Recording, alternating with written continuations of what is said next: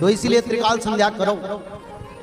अच्युतानंद ने तो लिखे, एक भी मनुष्य त्रिकाल संध्या ना करने वाला धरती पर जीवित नहीं रहेगा, एक भी मनुष्य। उन्होंने लिखे हैं, सभी संतों का परिक्रमा उड़ीसा के महानदी की तट पर जोबरा घाट पर होगा। भारत में जितने संत हैं उन लोगों को ब्रह्म एकाक्षर माता मंगला देवी, माता दुर्गा देवी पूछेंगे, बताओ ब्रह्म एकाक्षर क्या है, त्रिकाल संध्या क्या है। तो साधु संतों का परिक्रमा महानदी की तट पर जोबरा घाट पर होगा, जिसमें करोड़ों साधु संत भारतवर्ष में आके देवी माता के अष्ट दुर्गा पूछेंगे, प्रश्न उत्तर रखेंगे। जो साधु संत उसका उत्तर देंगे उनके लिए तो आशीर्वाद मिलेगा। जो साधु संत मैं मेरा तुम तरा क्रोध अहंकार में फंसे वो डर मारे नहीं जाएंगे, जाने से तो समस्या होगा। ये लिखा है, एक दिन में 18,000 संतों को देवी माता ले लेंगे। ये उड़िया में लिखा है, एक खट्ठो मालिया होतो हुई जिबे जोबरा घाटरे सारो अलेखिया परा नासो हुई जिबे हुई हजारों हजार। एक दिन में 18,000 संत परीक्षा में फेल होंगे, दूसरे दिन में 36,000 फेल होंगे। तो ये लिखा है, क्योंकि संतों का परीक्षा होगा पर भक्तों का परीक्षा नहीं। भक्त लोग रोग आपद विपद में चल जाएंगे, पर संतों को बुलाएंगे देवता लोग, आओ क्या पढ़े हो, ब्रह्म एकाक्षर क्या है, माधव कौन है, पूछेंगे माधव कौन है बताओ। तब बोले नहीं मैं कृष्ण नाम भजन कर रहा हूं। बोले वो तो सही है, पर माधव का नाम भी भजना पड़ेगा, क्योंकि माधव जो अभी अवतार से आए उसका असम्मान करना ठीक नहीं है। क्योंकि प्रभु जी इस रूप में आएंगे, कभी गोविंद में, कभी कृष्ण, कभी राम, कभी जगन्नाथ, मेरे प्रभु तो एक ही है। तो इसलिए ये लिखा है, जो संतों का परिक्रमा जोबरा घाट पर होगा महानदी के किनारे, और भक्तों का परिक्रमा नहीं होगा। भक्तों का परिक्रमा ऐसे होगा, रोग महामारी पंचभूत आपद प्रलय में जो भक्त लोग पार करेंगे वो रोग बचेंगे। घर घर में देवी माता आके रोग फैलाएंगे, एक एक परिवार के लोग रात में देखेंगे सब है, सुबह चल जाएंगे। क्या हुआ, जिसको अच्युतानंद ने बोले गुप्त मारुणी, गुप्त मृत्यु, कुछ पता नहीं चलेगा, मृत्यु हो जाएगा। ऐसे समय आ रहा है।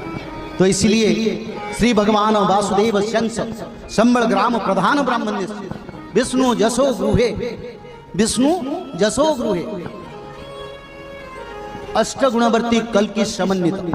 तो भगवान विष्णु जसो गृहे जन्म होंगे, और कहाँ जन्म होंगे, इसको वाल्मीकि महामुनि, वाल्मीकि कल्प के ग्रंथ जानते हैं, वाल्मीकि कल्प। और वाल्मीकि कल्प में वाल्मीकि महामुनि उसके बारे में लिखे,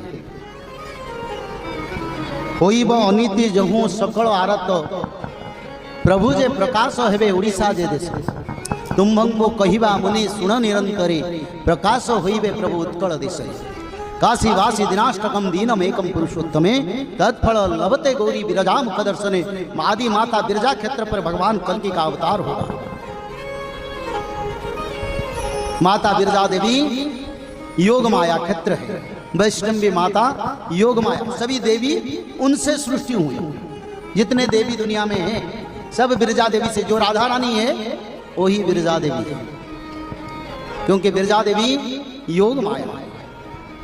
और उसी क्षेत्र में भगवान कल्कि का संबुत संबल में होगा, जहां ब्रह्मदेव पहले यज्ञ किया था। ब्रह्मलोक से ब्राह्मण को लाके ब्रह्मदेव बिरजा क्षेत्र पर यज्ञ किए थे। उसका बाद राजा जजाति ने 7 बार अश्वमेधी यज्ञ किया।